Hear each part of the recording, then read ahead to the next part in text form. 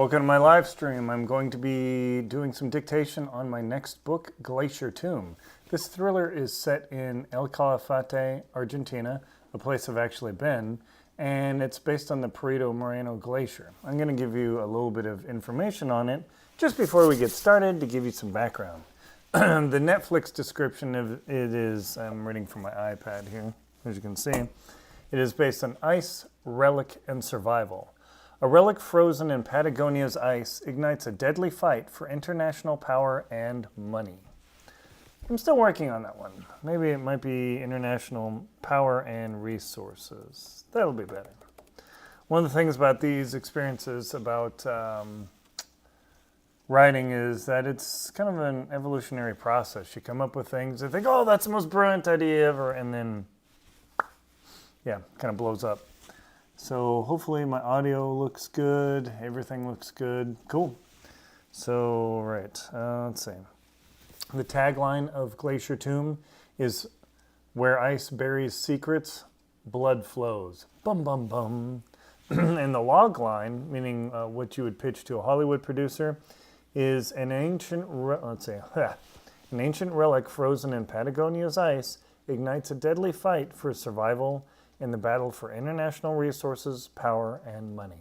That's what it always comes down to, right? Just kind of how it is. Okay, close, everything's public. Good, well, we will see. So what I'm gonna do is put my headphone on, and what I do is I do dictation. I just dictate into my iPad, and I'm going to clearly have a very gravelly throat today. But hopefully it won't be too bad. I just got back from Jackson Hole. I'm getting to kind of perk myself up here and get myself ready. So I need to bring up my outline. And I already finished chapter 1 yesterday. That was 900 pages. Or 900 pages, yeah, right. 900 words. Okay, so we had a convoy that leaves the glacier after a political dog and pony show. And all of a sudden, Grant and Luis get attacked. Of course. Why else would that happen? Hi, Nancy. Thank you very much for stopping by and watching. I appreciate it. And then later, I'm going to have a live stream on piano practice and violin practice. So stay tuned. Let's see, convoy. Let's see. So I'm working out my details here. Let me tilt my camera down just a tiny bit. Do you like the candles in the background here? It's kind of cool, huh? I like it, definitely like it. Okay, I need to shrink my recording window so I can see what the heck is going on. Perfect. Yeah, so candle on my music stand. All right, let's get down to this, get some work done here. And I use the program Scrivener. Scrivener is what I use to edit all my books. I've written, I don't know, 38, almost 45 books. Not doing too badly. Can't complain. So Glacier Tomb, chapter 1, chapter 2. Sweet! We're gonna love this. Okay, so I'm just messing around with my iPad to get all my dictation set up so I can record it because I simultaneously transcribe and record my dictation. That way I can put it into Scrivener right away. I'm not like promoted or sponsored by Scrivener, so you know however that works. But let's get right down to it. So in chapter 1, the main characters, Grant and Luis, took off in a convoy with a Spanish conquistador finial that is the top of a staff or a flag that actually has the map to a massive lithium field in Argentina and Chile. And of course, that is like the biggest thing with EVs and electric conversion and all that nowadays, is there is billions, if not trillions of dollars in investment in that. And finding a new high access lithium mine, yeah, that's moolah. All right, so Glacier Tomb, chapter 2. Cool. All right. So what do we need to do in just chapter? So Chapter 2, the SUVs close in, push things off balance, gunfire sparks panic among escorts. Grant continues to take the wheel and Luis fires back. Nice. Dust kicked up from the tires of the SUV as Grant pressed the gas as hard as he could, and Luis yelled out, "Can't you make this bucket of bolts go any faster?" And Grant said, "Yeah, if only. This is not some 300 horsepower Suburban. We've got some little jalopy down here transporting what obviously is a heck of a lot more valuable." The man behind them in the back seat continued to cry out in Spanish every time that the chasing SUV rammed their bumper, and he yelled out and he started to get his phone out, but in this second strike that the truck hit their transport vehicle, it knocked his phone out of his hand and it fell under the seat. He was scrambling around, but as Grant was swerving back and forth, trying to get out of line and escape the attackers, all of a sudden other cars in the convoy noticed and they started to scatter. All of a sudden, gunfire erupted and the back window of their truck shattered, exploding into 10,000 little shards of safety glass. Grant and Luis naturally ducked, and fortunately for the man with them, he was rooting around on the floor looking for his phone, and all of a sudden he started yelling and he didn't rise up again. Luis asked in Spanish, "Are you okay?" And the man said, "Yeah, I'm just fine, but I'm not getting up. What in the world's going on?" And Grant thought out loud, "I think we've got something a lot more valuable than we wanted." As they continued on, the convoy began to break up and vehicles weren't exactly so what to do, so some sped up ahead of them because they took on gunfire as well, and another slowed down in the back, seeing that they weren't the target, and they abandoned and swung off. Grant looked up in the rearview mirror. Typical help. And Luis turned around, "Is it time?" And Grant said, "Heck yeah, let's give these guys some heat." So Luis drew out his FN-57 from his shoulder holster and leaned out. Being left-handed, he was able to fire from the passenger window easily, so he unrolled it and started zinging a couple rounds, trying to strike the engine. He didn't want to shoot too high because he didn't want to miss and possibly kill somebody else down the line. He started shooting at the guy's engine, but they'd swerve back and forth, and with Grant's wild driving trying to escape, he was basically shooting at nothing. Grant yelled at him, "You got anything yet?" And Luis replied back, "Well, if you could actually keep this vehicle level, we might actually do some damage here." Just then, another vehicle came up beside them, swinging along on the driver's side, and Grant yelled out, "Holy," just as the vehicle clipped the rear view mirror and smashed it into 1,000 little pieces. It exploded all over the place, and the man driving in the vehicle drew out his rifle and started pointing it at Grant and Luis. And Grant yelled out, "Hang on." He slammed on the brakes and came to a sliding, spinning stop. And he thought it was pretty slick. The two vehicles overshot him, but right then a third vehicle came up and slammed into his rear bumper. More glass exploded. The second quarter panel window exploded into another 1,000 pieces. Again, the poor man in the back seat yelled out and screamed. Okay. Detail here. Glacier 2 outline. Okay. Need to make sure I'm not getting too far off the script here. Okay. Luis, we got another guy. Yeah, I know. I've got 3. What are we going to do? They're going to block us in really quick. I have no clue, but this is getting pretty rough. Grant decided to floor it and then tear off from the main gravel road as he sped across the Glacier flat pan next to Perito Moreno Glacier. The wind was blowing hard, so it peeled up the dust and strung it off like a wraith's cloth, whipping across the landscape. the 3 vehicles broke away from the convoy because they knew who they were. Some of the convoys had broken off, and Luis had pulled back in and was yelling on the radio for the security to come in and chase and provide support. And Grant said, "Are those guys going to actually do anything?" Just then the radio yelled in garbled Spanish, and after Luis said for a moment, he said, "Yeah, we got some help incoming." And Grant cranked the wheel over and said, "Thank goodness." Boom. Okay. Into that chapter. Let's see. Spark takes the wheel, fires back. Fun. Okay. All right, so what I'm going to do now is copy my transcription into Scrivener so I don't lose it. And I'm trying to become more efficient. And what I've learned is instead of creating all these chapters in Scrivener for raw dictation, I'm just going to put all my raw dictation in one place. It won't make much sense to you unless you're a total writer.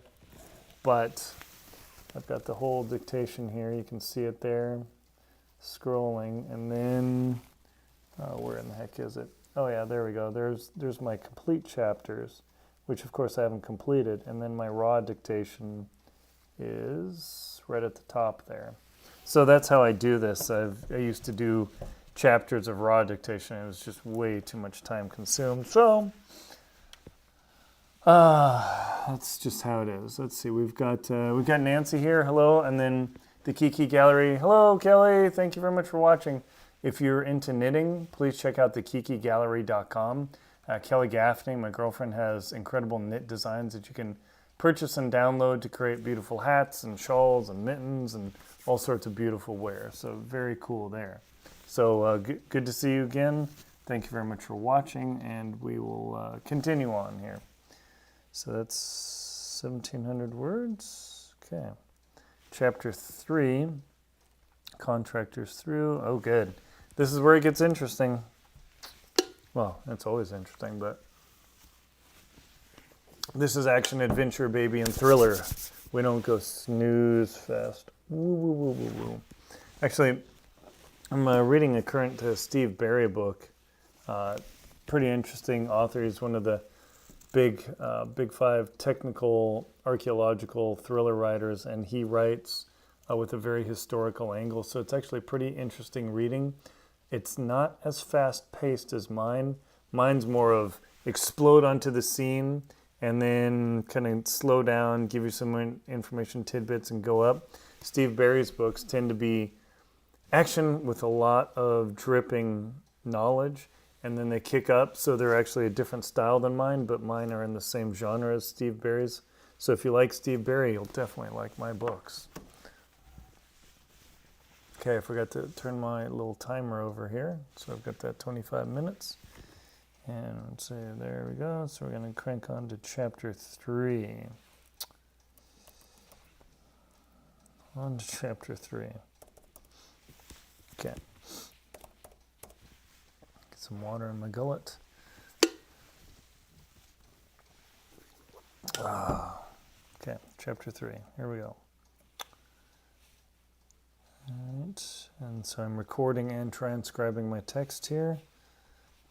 Glacier Tomb, chapter 3. Okay.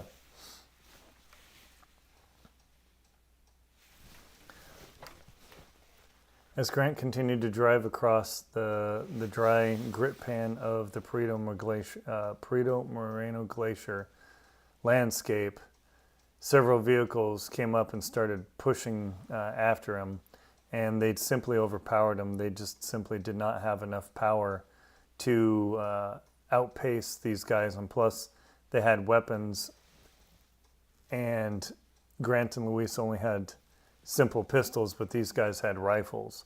And Grant called out to Luis, "I think we're going to be overgunned and overrun here pretty quick, buddy. What do you think?" Luis ignored him as he kept yelling into the radio to get backup. Nobody had broken away from the convoy yet. Several vehicles had turned around and run away.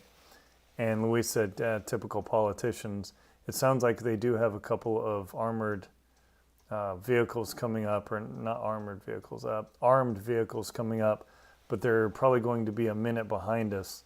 And Grant said, this is going to be way too late. Just then, the pursuing vehicle had faded off and snagged his bumper and shoved him around. They began spinning around on the salt pan, and Grant did his best to counter turn, but the little transport pickup that they had was simply overmatched by the bigger SUVs that were pursuing him, and it knocked him out of control.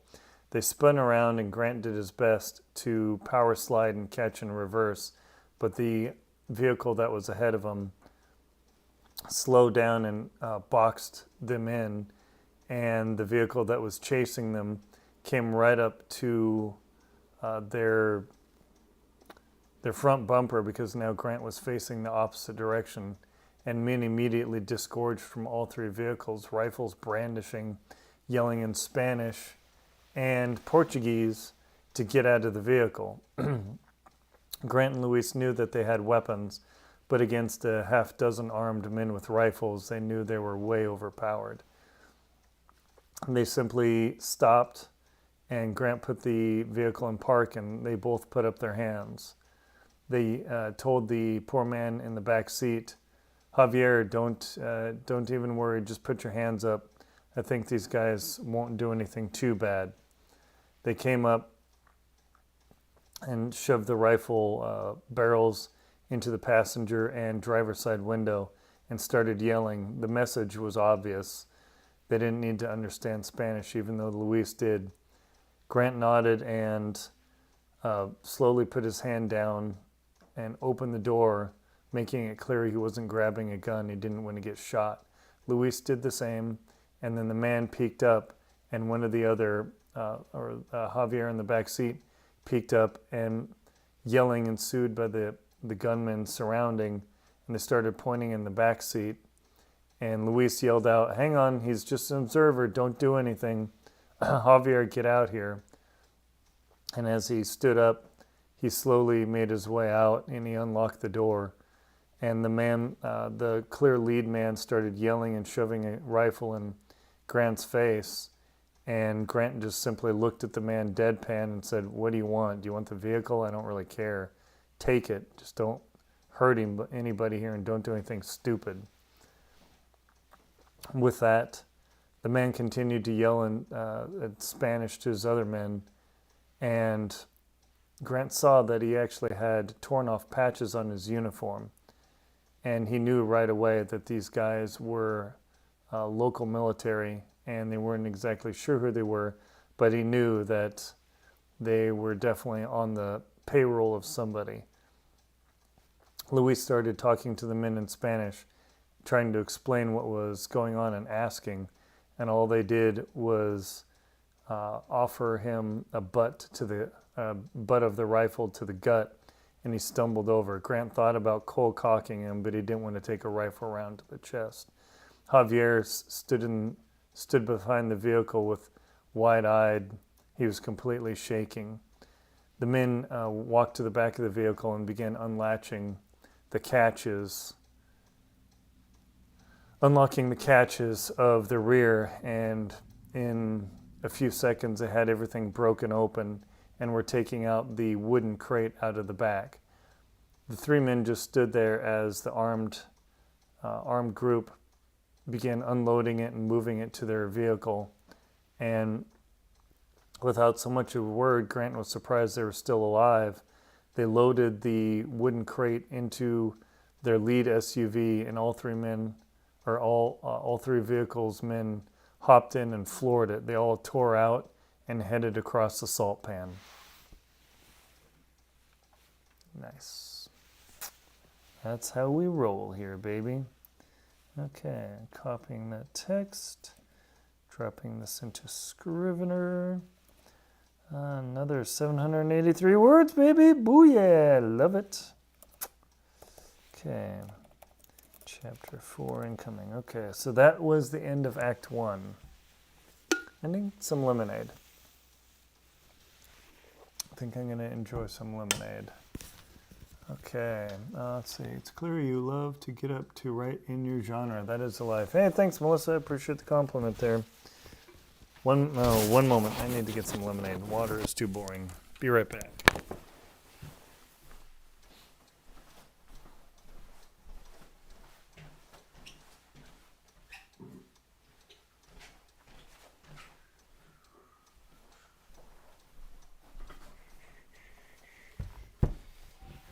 Oh yeah, okay.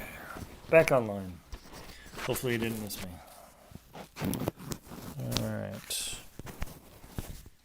Here we go, headset and homemade lemonade, baby.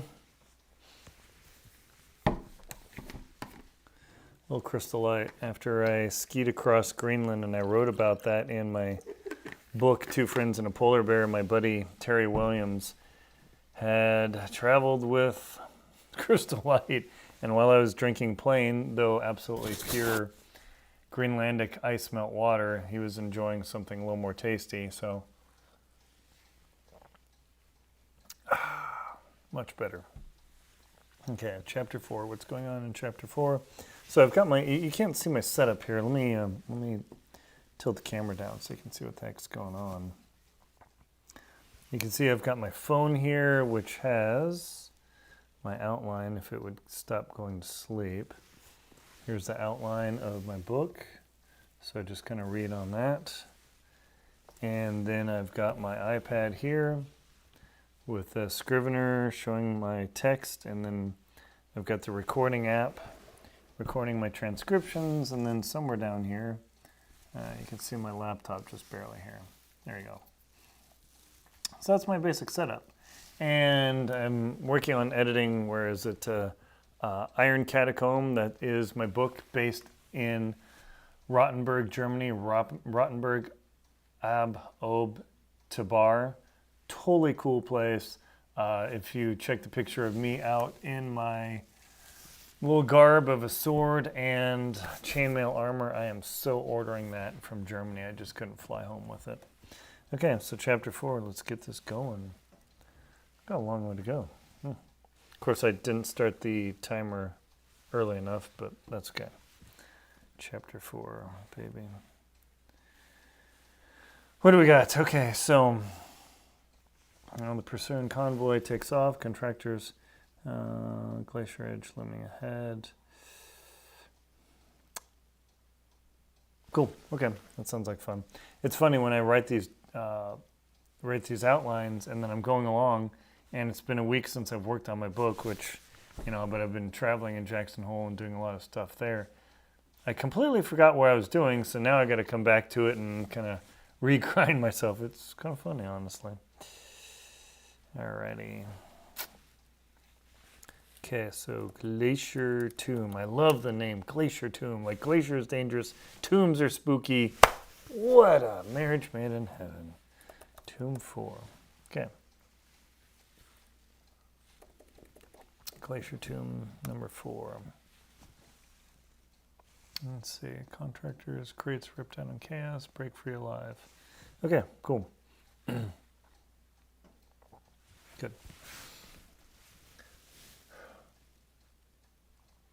Wind ripped across the glacier hardpan as Grant and Louise stood there, with poor Javier literally sinking to his knees, shaking in complete and utter distress. He started gagging like he was going to throw up. Grant and Louise patted the poor man and got out a bottle of water from the front seat and offered it to him. And Louise said in Spanish, please just drink a little bit and rinse your mouth. This probably isn't something you expected. The man began babbling nearly in incoherent Spanish. Grant knew that the man simply was saying, I had no idea what this was doing. I'm just an archaeologist working in the museum to transfer the find from El Calafate to Buenos Aires for further analysis by your organization. And Grant said, yeah, I knew that. Things would probably go sideways. Luis looked at him because Luis knew that Grant didn't understand Spanish, and Grant looked at him and smiled at his friend of 30 years, saying, "You realize I know exactly this conversation. This isn't exactly the first time we've had these conversations with other people, is it?" And Luis just shook his head like, "I have no idea why I continue working with you." And Grant said, "Well, because you're my best friend, and what else would you do? Go travel the world and be living in comfort with your wife?" And Luis said, "Yeah, that would probably be a good choice. It's just keeping the lights on and keeping the cash flow." And Grant said, "Yep, I got the same problem, buddy." As the attacking vehicles started peeling off into the distance, their dusk plumes strode across the landscape, torn across like bridal veils blown in the wind. Just then, Grant looked back towards the track that they had been driven off of, and they saw 3 vehicles coming towards them. And Grant said to no one in particular, "Oh, looks like we're going to have more company. We've got everything stolen. What are they going to do, make us walk home?" Just then, Luis's radio chirped and crackled in Spanish, and he listened intently and then translated for Grant like, "No, the cavalry is actually finally showing up." And Grant said, "A little late, don't you think?" And poor Javier was standing there with his knees shaking and practically yelling at Luis to say into the radio something that didn't translate too well, and Luis wasn't exactly willing to send it out. So as the men pulled up, 3 older vehicles pulled up and slid to a stop, and armed men hopped out. But this time they had their rifles slung, and in rapid-fire Spanish, the commander asked Luis what happened. He explained exactly what happened, that they had been attacked. And, of course, the commander said, "Yes, I knew that, but what happened out here? We were taking care of the dignitaries, of course." And Luis continued to explain what happened while Grant simply shook his head and told the men that where were they? He was actually pretty aggressive with them. He said, "You could see the dust track. We can actually pursue them." And the commander said, "Absolutely. We need to go after these guys," in broken English, because that value of that artifact from the Spanish is immeasurable. That's going to be a massive boon for Argentina and our region in El Calafate. Grant said, "Well, I think our vehicle still runs. We've got our weapons. Do you have any rifles you could loan us so we're not undergunned?" Immediately, a man broke away, went to the vehicle, and came back with I need to figure out what rifle the Argentine military uses. Chosen a rifle and handed it to Luis. He racked the action back, made sure there was a round in battery, and said, "Okay, let's do this." All 3 hopped in, and poor Javier was standing there with his legs still shaking, just as a adjunct vehicle to the politicians showed up. And Grant said, "My friend, I think this is the time that you better leave, because things are going to get pretty hot." And Javier started to apologize profusely, saying he's just not cut out for the military. And Grant said, "That's okay. Well, our job at SERA, SERA, is to preserve the past and protect the future. And I know you have a family, so we want to make sure to protect your future. Make sure to hop in and go back and be with your family, okay? These guys don't have anything they don't want to do with you." The man nodded and walked back to the escort vehicle and hopped in, while Grant looked at the men surrounding him, all spoiling for a fight, and said, "Men, let's mount up. Floor it."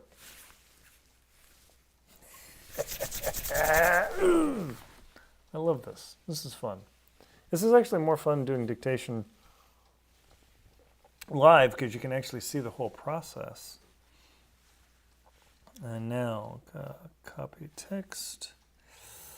Chapter 4, boom. Chapter 5. Oh yeah, 25 minutes. And in 25 minutes, I'm racking up to 2,700 words. Not bad. The goal, my top goal I've ever gotten to is about 7,000 words in a day of me dictating. When I'm typing, if I get to 2,000, I'm like, just typing is so much more difficult mechanically because I'm operating the keyboard, but also I see the red squiggles and the blue squiggles, and it's just like emotional wearing. Dictation, all I'm doing is telling a story. Now, yes, it's wildly messy, like super, super messy, as you can see here. It's a total mess, but once I've got something on the page, then I can simply edit it. Editing existing text is way easier than staring at the blinking cursor of death into the white infinity. And that's why I developed a couple techniques that I've explained in some of my events as an author, showing you and showing people how to actually do that. Okay. Thank you for other people for stopping by and watching. I really appreciate it.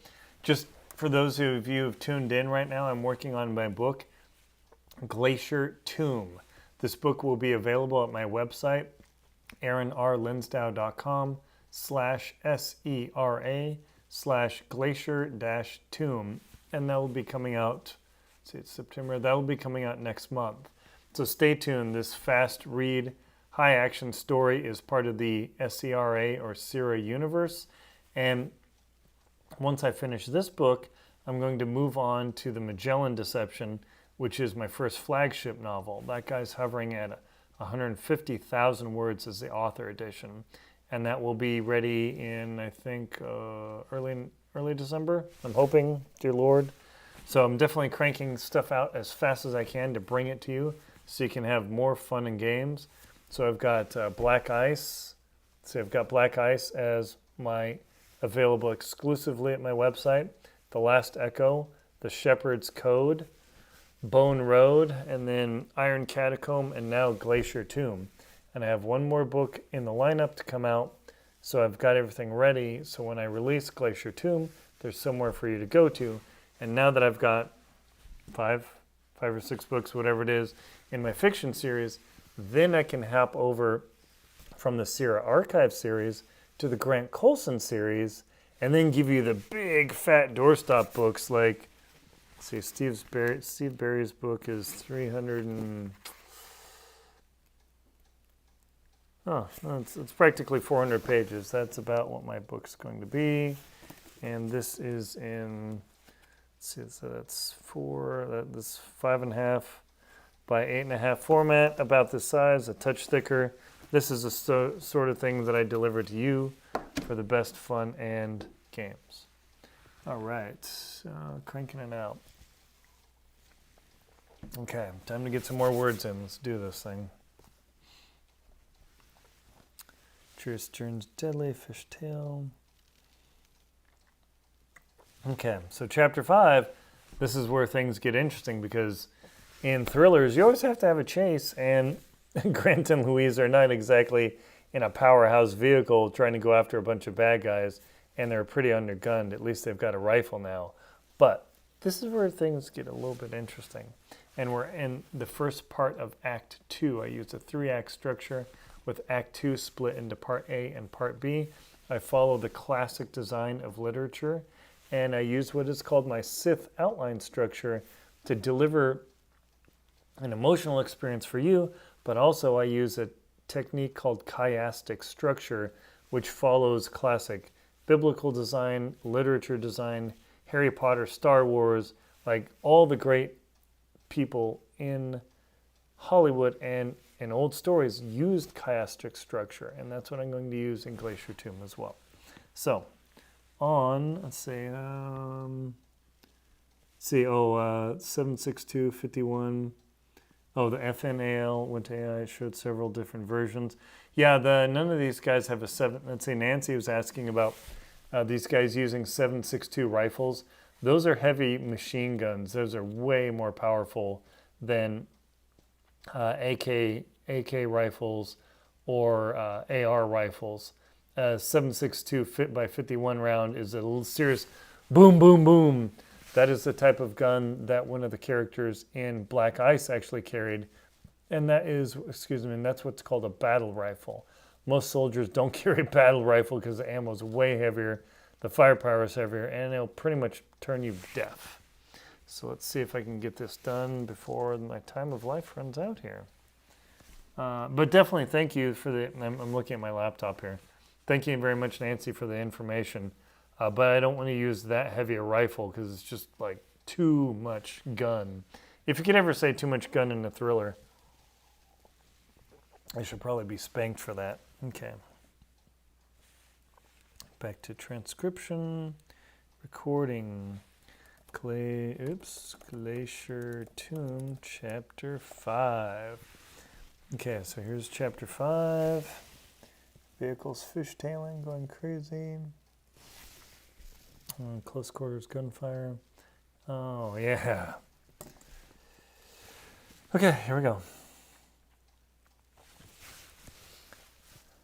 Grant sat in the vehicle, assessing himself and Luis. Both had not been shot, thank goodness, and their vehicle was still intact. Their tires were intact.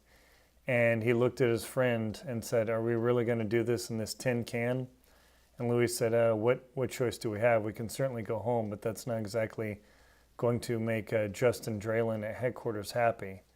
And Grant said, "Yeah, I know. It's not exactly easy travel for us here." And Luis chided, "Well, that's I guess that's how we get our big paycheck, right?" So Grant cranked down the window because they had crank windows instead of electric unrolled windows, swirled his hand in the air, and the other vehicles revved their engines like they were literally a posse about to take off for the horse thieves across the plains of Argentina. And being a gaucho culture in southern Argentina, this wasn't exactly too far off the map for them. Grant turned over the ignition and had to pump the gas twice, and he simply sat there shaking his head, saying, "What I wouldn't give for a real set of wheels at the moment." After several struggles of getting the engine to turn over and start, he threw the column on the shifter into drive and floored it. Gravel spit up in the air just barely, the underpowered engine barely having enough oomph to floor it. But Grant did his best just to fly the frustration. Luis held the rifle in his lap, pointing up at the ceiling, and because he didn't want to be hanging out the window because they were pretty far away at this point. And Grant said, "Where exactly are those guys headed? That looks like they're headed dead for the glacier." As he began to accelerate, the other vehicles crowded around him and were following in a line across the hardpan. The small grip made it actually relatively easy to drive on the surface as they peeled across, and the sun slowly began making its way towards the horizon, only 2 hours towards sunset. When they began to tear off, the light glinted off the shattered glass in the back and made everything sparkle like diamonds of destruction sitting in the back of their truck. And as Grant looked back, he could see far off in the distance vehicles peeling away and dust clouds going in all directions. And he said to Luis, "I guess those guys definitely didn't want any part of the excitement. They just send the expendables out here, don't they?" Luis didn't even respond, double-checking that the rifle was clean and operable, racking the action slightly just to build confidence, and he jammed it hard with the action hammer just to make sure that the round was fully seated, and when it came to the go time, they were there.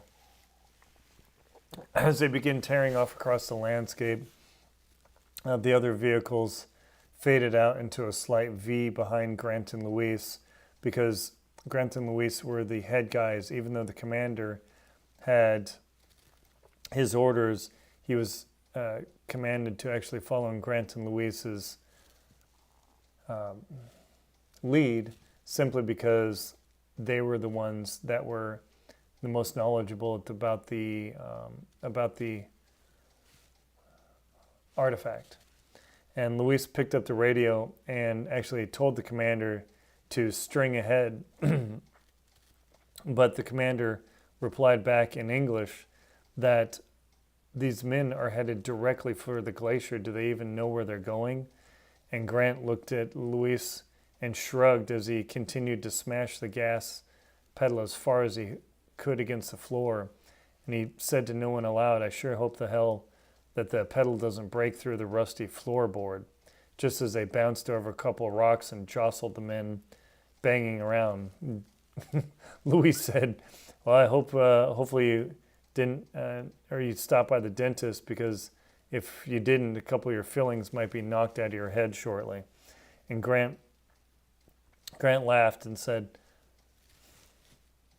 yeah, actually, there's one that's kind of bothering me at the moment. I'm definitely going to have to check that out once we get ahead. As they continued to fly across the gravelly landscape, the massive Perito Moreno Glacier rose up before them, and Grant said, where in the heck are they going? Nice. This is the key part, and this is where we get into the glacier too. So chapter 5, copy text into Scrivener, and say 3373.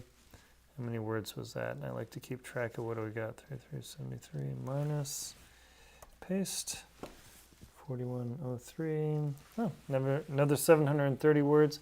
The perfect potato chip chapter. I use James Patterson's model of shorter chapters to make the dopamine hits come faster for readers. And I noticed Steve Berry actually in his books does that too. His chapters, like chapter 15 here, 1, 2, and then pretty much 3 pages.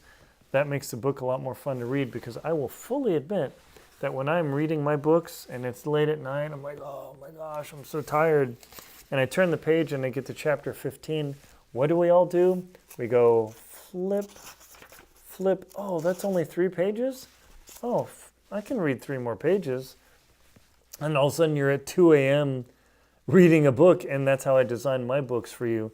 So they're fast reads, they get into your head, and they really get you going. And it looks like my time for this session is over. So total word count today in this session is about 3,300 words. Yesterday I did another 900 words, so I'm cranking it out. Who are you, Paluk? Hi, Paluk. I'm actually an American thriller author, and I've written 40 some odd books. So I'm an action adventure person, and I'm also a polar explorer. So thank you very much for stopping by and watching my live stream. Check out my links to aaronrlinsdau.com. You can check out all my different books, and stop by my store where you can actually purchase my nonfiction and my fiction books at store.aaronrlinsdau.com. Yeah, Nancy said she does that when she's reading a book too. Everybody does that. You're in the middle of a book and you flip forward and you say, holy smokes, this is like a 20-page chapter. That's like death. I mean, yeah, I enjoy my doorstops. I enjoy Crime and Punishment and War and Peace and all that. But I got to know, like, I'm going to be sitting for an hour plowing through a chapter. Steve Berry's model, chapter 43, 1, 2, 3, 4 pages. Boom. That is the model I use for you. So thank you very much for watching.